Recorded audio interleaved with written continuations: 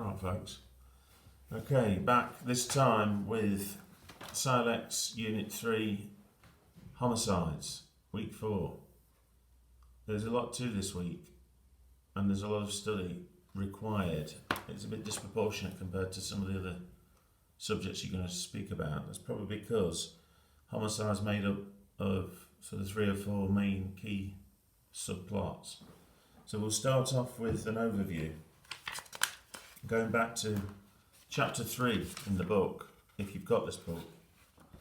If not, it will be a chapter that I can put up for you on Teams or your Virgin Media platform. So,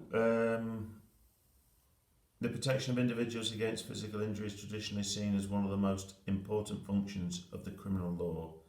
The offence of murder is regarded as the most serious offence in criminal law. This is recognised by the mandatory sentence, life imprisonment, for its commission. Manslaughter covers an enormous range of killings, from those which are a little short of murder to those which are barely more than accidental. So there's a diagram which basically splits homicide into sections.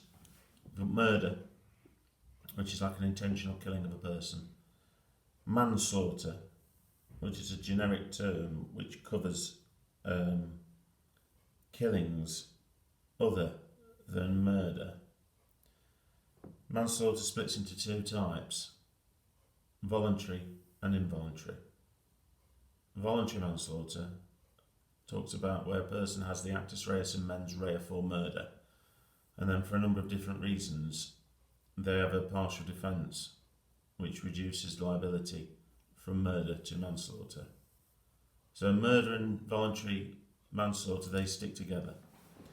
And then involuntary manslaughter, that's where a person kills somebody, but there is no intention, there's no actus reus or mens rea for murder, but a person dies. So constructive act or unlawful act manslaughter is where a person commits a crime. The crime is dangerous, and the dangerous act results in the death of a person. So wind that back a bit. A person commits an offence such as a battery, an assault, a robbery, any type of criminal offence with an actus reus and a mens rea for that particular crime.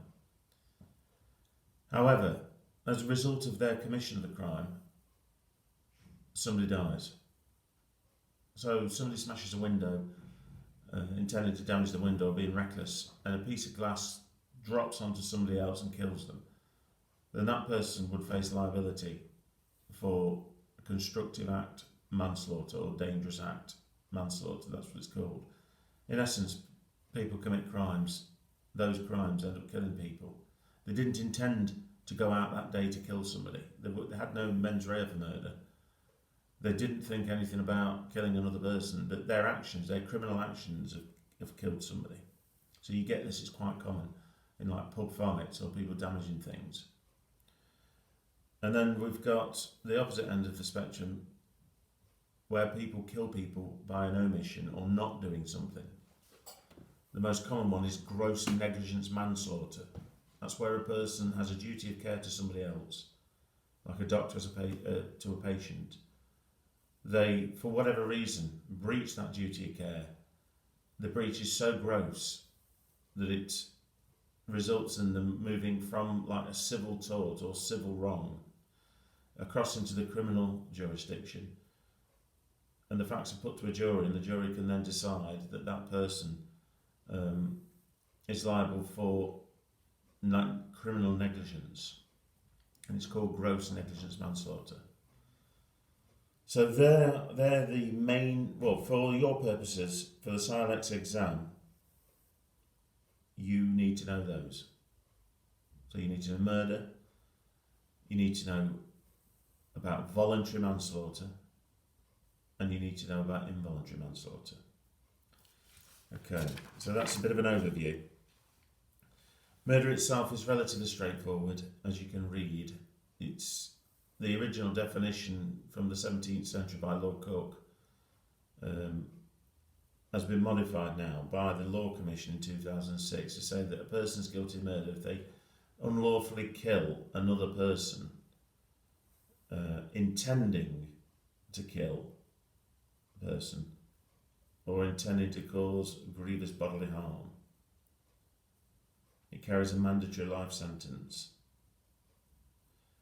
In the old definition by Cook, it talks about malice aforethought. Now, malice aforethought has been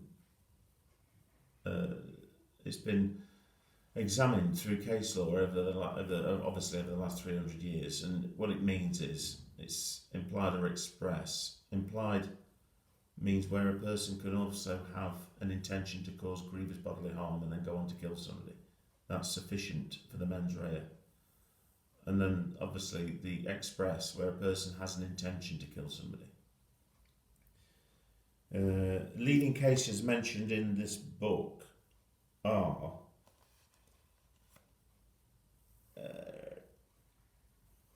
Re A, which is a conjoined twins, Martrek and Steele. These cases talk about so for a person to be killed, we have to prove that a person is a reasonable creature and being, so that the actual person is alive as a person.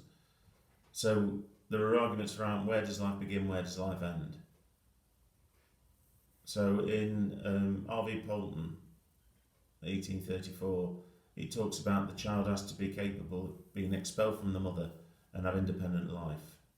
In Martrek and Steele, the courts decided that when a person is brain stem dead, that's when a person is dead.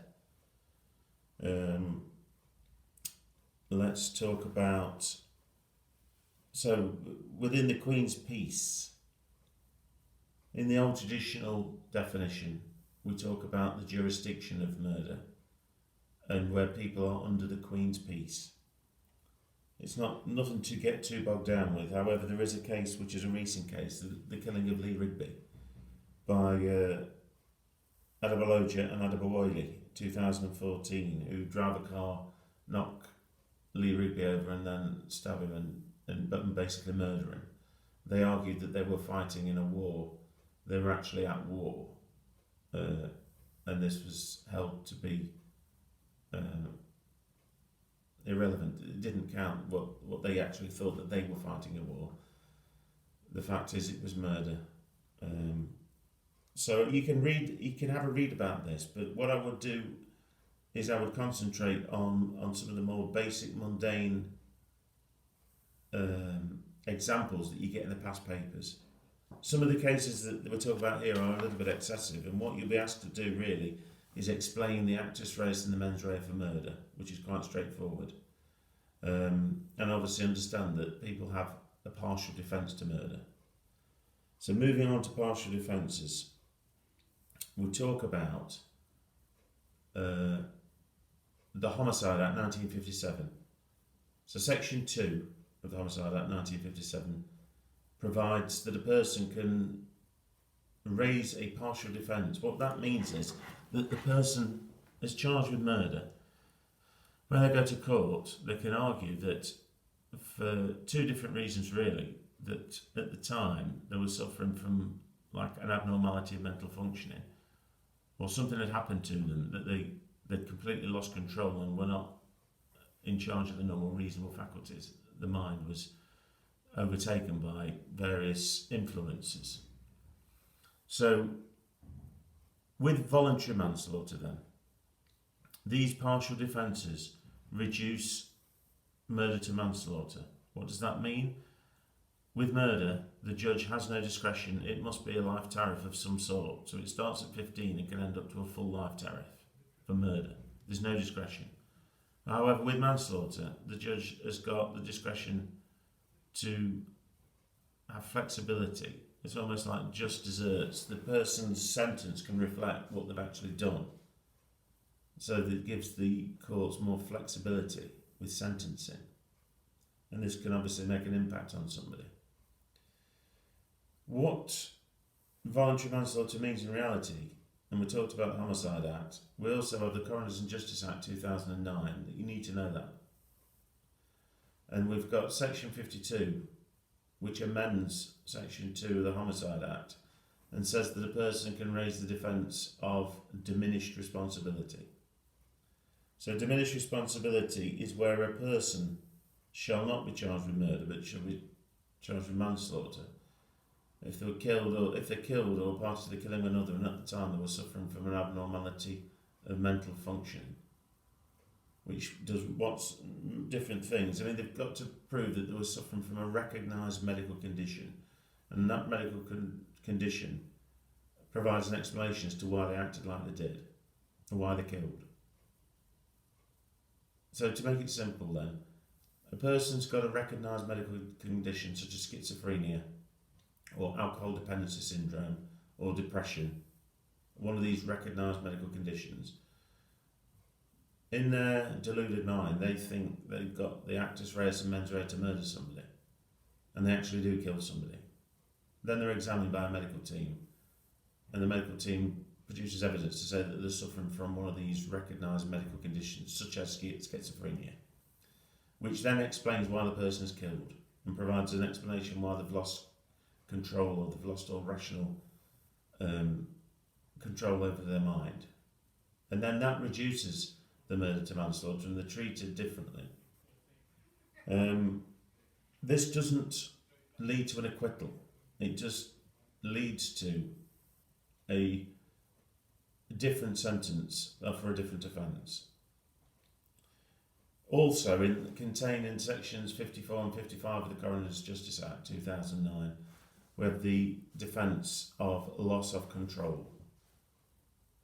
So that, again, is where a person loses control because of the victim's behaviour, or things done or said by the victim to make the person frightened that they're going to get attacked, or that the person said something to them that's so grave or so bad that it's caused them to lose control. Again, this defence, you need to read about this in the book, reduces murder to manslaughter.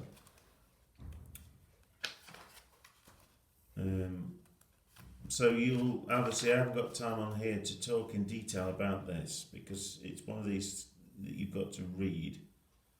So there's quite a bit of there's a section on there. What's important to remember then is you've got this loss of control. Where, and it says in your book, the loss of control is simply where the defendant is unable to restrain themselves.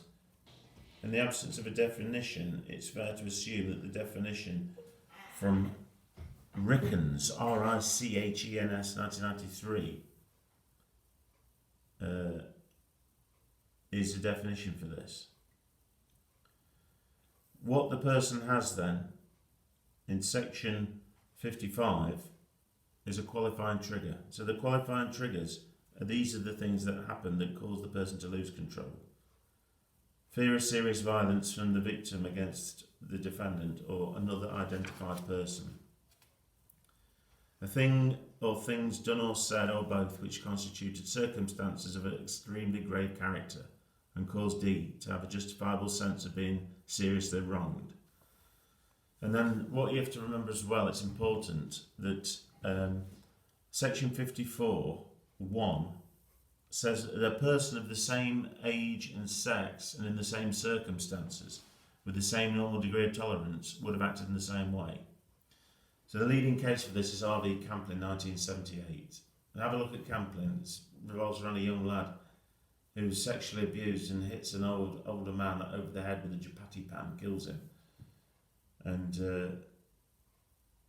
that's an old case with common law, but it'll explain this qualifying trigger in detail. Involuntary manslaughter then. I'm going to do a separate video on involuntary manslaughter. Okay, thank you.